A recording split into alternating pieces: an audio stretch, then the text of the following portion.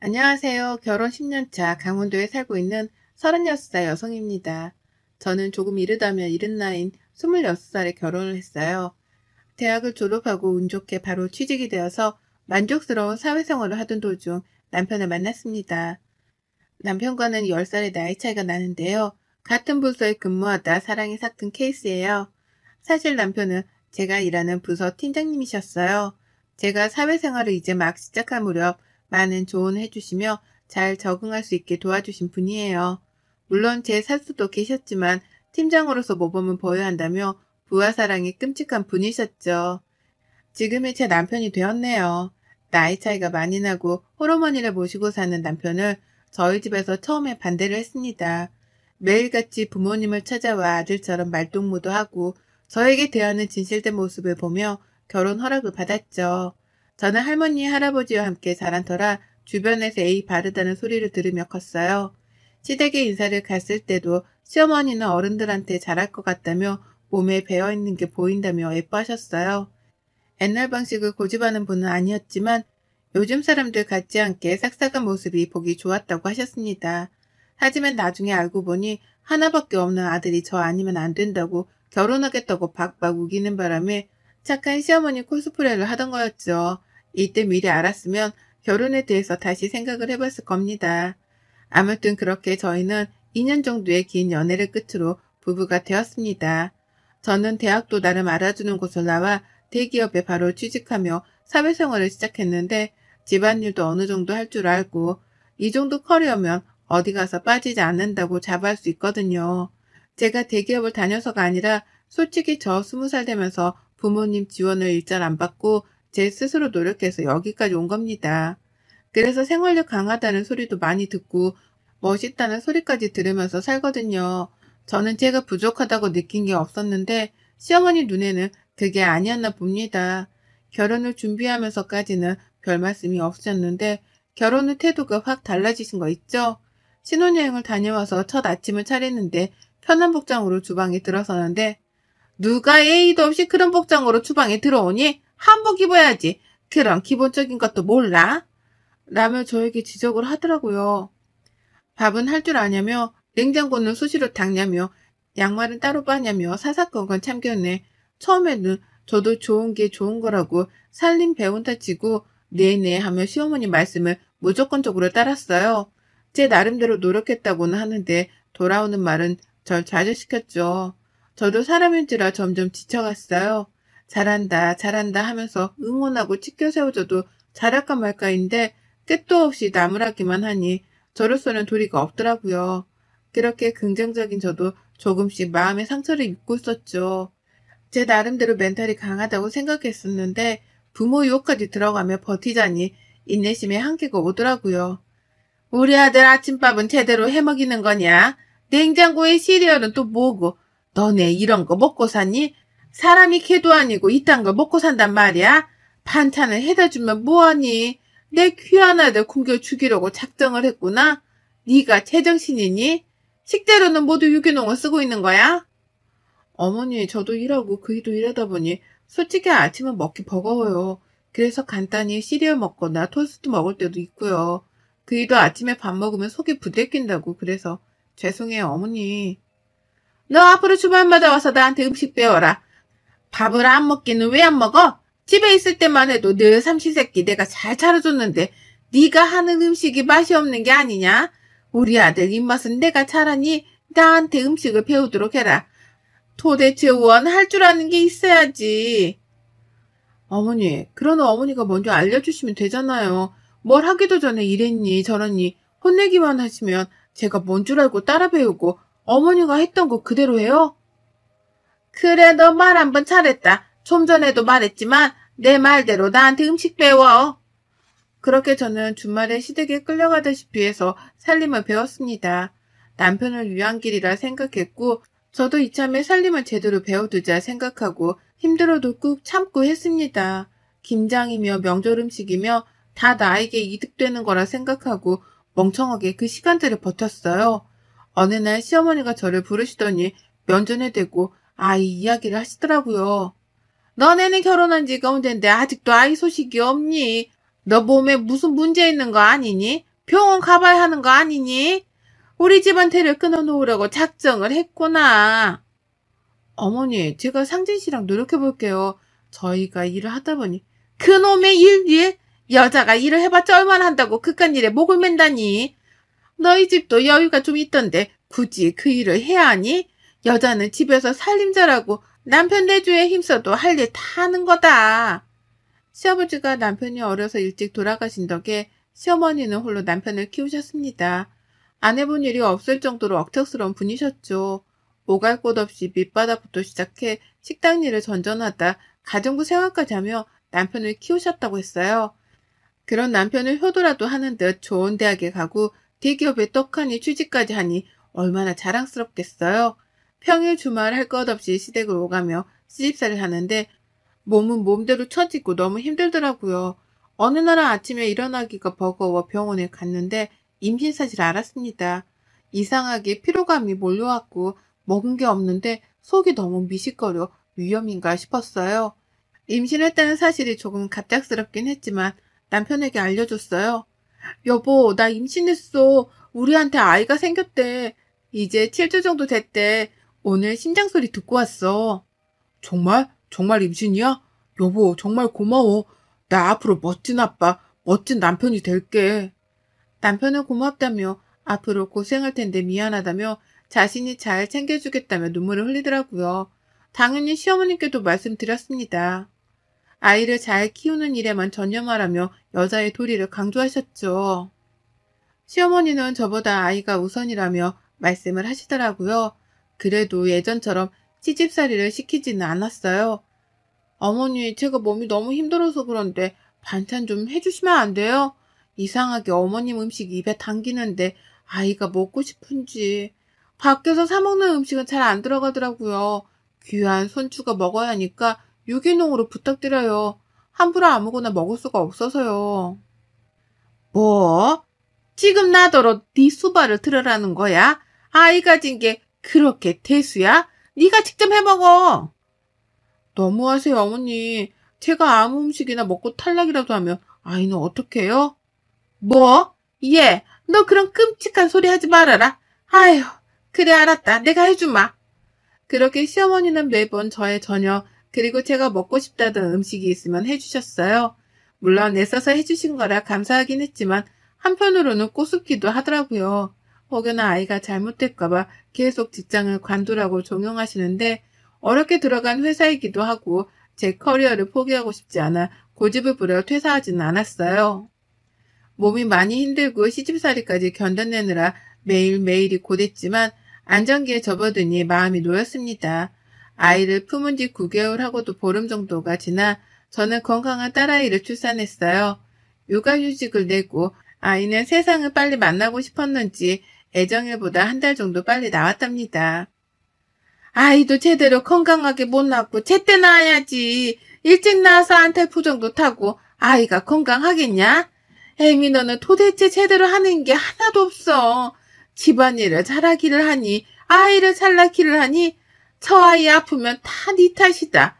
그리고 이왕 낳는 거 떡두꺼비 같은 아들을 떡하니 낳았어야지. 딸이 뭐니? 어머니, 제가 몸에 문제가 있었나 봐요. 어머니가 해주시는 음식이 문제가 있었나? 제가 먹은 거라곤 그것뿐인데요. 그래도 소중한 아기이고 지금 상태가 괜찮다고 하니까 너무 걱정하지 마세요.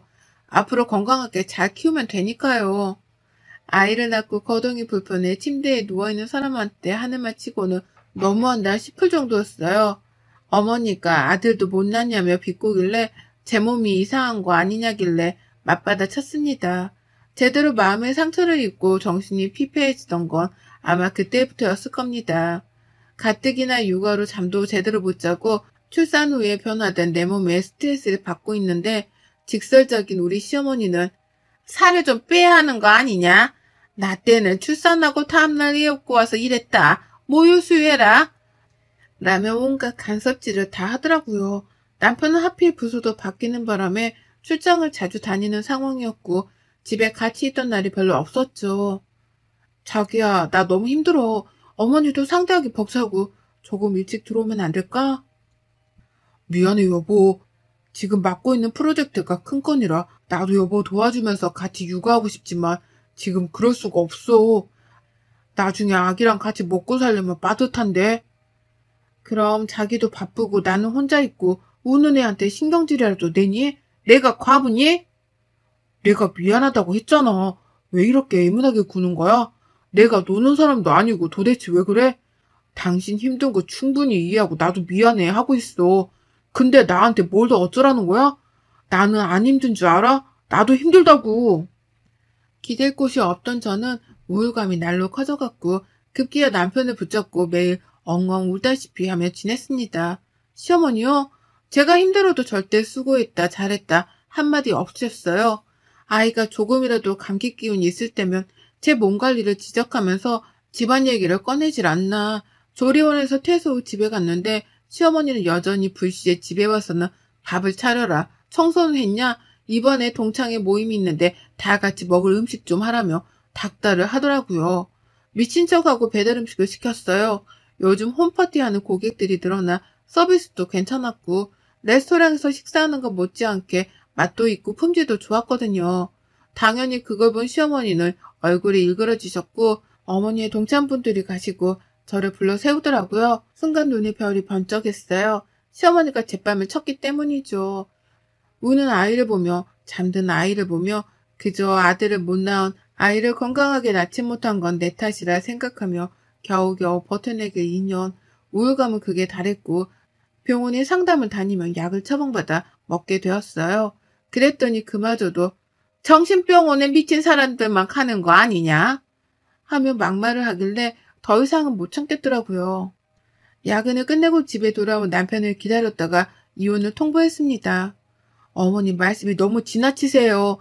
미친 사람들이라뇨. 말조심도 하셔야겠네요. 미친 건 안 돼 미쳤다고 하지. 왜? 뭐가 잘못됐니? 그래요. 다 제 탓이겠죠. 그렇게 애지중지하는 아들 그리고 손녀 데리고 잘 살아보세요. 저는 이쯤에서 빠져드릴 테니 뭐든지 잘하시는 분이니까 따로 말씀을 안 드릴게요. 그이랑 잘 상의해서 아이 유기농을 먹이면서 잘 키우시겠죠. 나중에 자라서 저처럼 부족한 여자 안 되려면 지금부터 미리 조기 교육이라도 시켜야겠네요. 수고하세요. 뭐? 너 그게 무슨 말버릇이야? 네 집에서 그렇게 가르치던 이런 버르장머리 없는 경우를 봤나? 야, 너 이리 안 와?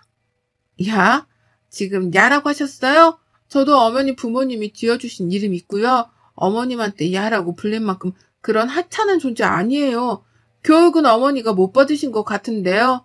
지금 상당히 무례한 거 아시죠? 뭐 이런 게 다 있니? 하나밖에 없는 귀한 아들이랑 결혼하겠다고 했을 때부터 마음에 안 들었어. 너 같은 며느리 필요 없다. 훌륭한 아가씨들 널리고 널렸어. 너 당장 나가. 어머니 비위 맞춰줄 여자가 몇이나 있는지 궁금하네요. 애딸린 돌싱과 아나무인 시어머니, 과연 어떤 여자가 미쳤다고 시집오나요? 저니까 이 정도 해드리는 거라고요. 복에 겨운 줄 아세요. 남편은 제가 왜 힘든지, 왜 우울하는지 이해하고 있었고 공감하고 있었어요. 제가 더 힘들면 어떻게 행동할지 판단이 안 섰기에 심신의 안정이 중요한 것 같다며 자신이 그동안 미안했다고 시어머니가 심하면 심했지 덜하지는 않을 거라며 조금은 편하게 살아보라며 이혼 서류에 도장을 찍어주더라고요. 그동안 시어머니가 저한테 했던 행동들 남편이 몰랐던 건 아닙니다. 그저 제가 애써 괜찮다고 힘들지 않다고 웃어봤기에 남편도 저는 뭐라 하지 못한 거죠. 저런 년은 애초에 집안에 들이는 게 아니었어. 부족한 거 받아주면서 살림 좀 가르쳐주니 저렇게 토라져서는 막무가내로 행동하는 거구나. 이혼? 까짓것 해봐 어디. 어머니, 저 그동안 결혼하면서 어머니랑 그이한테 밉보일 짓 안 했다고 생각해요. 상황마다 달랐지만 꼬박꼬박 끼니는 챙겨줬고요. 더 이상은 대화가 의미 없는 것 같아요. 그러니 그렇게 좋아하는 아들 끼고 살아보세요. 저는 더 이상 못하겠습니다. 내 인연, 네가 우리 집안을 무시해도 유분수지? 네가 얼마나 잘 사는지 두고 보자. 이 못된 것 같은 이라고. 저도 지쳤어요. 질렸다고요. 도와달라 할 때 도와주긴 하셨어요? 아이 한 번이라도 봐주신 적 있으셨냐고요. 그이 삼시세끼 밥 차려주라 해서 그렇게 했고요. 제 고집 피우면서 회사 다니고 욕먹을 때도 저 가만히 있었어요. 어머니가 하는 말이 다 맞겠거니 옳겠거니 그러려고 넘겼거든요. 제가 이 집 며느리입니까? 종살이 하러 온 여자입니까? 제가 며느리긴 해요. 나도 너 같은 며느리 필요 없다. 하나밖에 없는 귀한 아들 고생시키기 싫으니 썩 꺼져. 저는 그 길로 아이를 남편에게 안겨주고 옷가지와 지갑만 챙겨 친정으로 왔습니다. 아이를 생각하며 가슴이 아파왔지만 더는 그렇게 살 수 없었어요. 남편과 아이를 정말 사랑했지만 시어머니의 모진 말과 모진 행동, 저를 어디까지 무시해야 속이 풀리는지 감이 안 잡히더라고요. 정말 죽고 싶었습니다. 친정 부모님은 놀란 눈으로 왜 그러냐며 저를 다그치셨고 저는 그동안에 있었던 모든 것을 말씀드렸어요. 저요? 저도 우리 집에서 사랑받고 자란 외동딸입니다. 그런 딸이 시집가서 행복하게 잘 살 줄 알았는데 이렇게 모진 수고를 겪고 있을 줄이야 꿈에도 모르셨겠죠.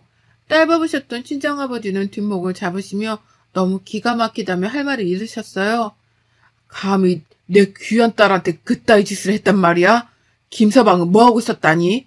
네가 그 꼴을 당할 동안 네 남편이라는 작자는 뭐라고 앉아있었냐 이 말이다. 그동안 안 써둔 사정 생각하고 아무 말 안 했지만 딸 가진 죄가 이렇게 크다니 너무 가혹하구나. 그 집은 더 이상 사람으로 대할 집안은 아닌 것 같네. 아빠, 내가 잘 살았어야 했는데 이렇게 못난 모습 보여서 미안해. 하나밖에 없는 딸이 내세울 게 없나 봐. 시어머니 말대로 난 정말 할 줄 아는 게 없는 그런 존재인가 봐. 죄송해요. 너 말은 똑바로 해. 하나밖에 없는 내 귀한 딸이야. 애지중지 해가며 나이 많은 놈한테 시집간다고 할 때 네가 좋으면 그만이었다. 네 스스로 네 가치를 매기지 말렴. 남편을 사랑하는 마음이 없던 건 아닙니다. 남편이 미워서 이혼한 게 아니에요.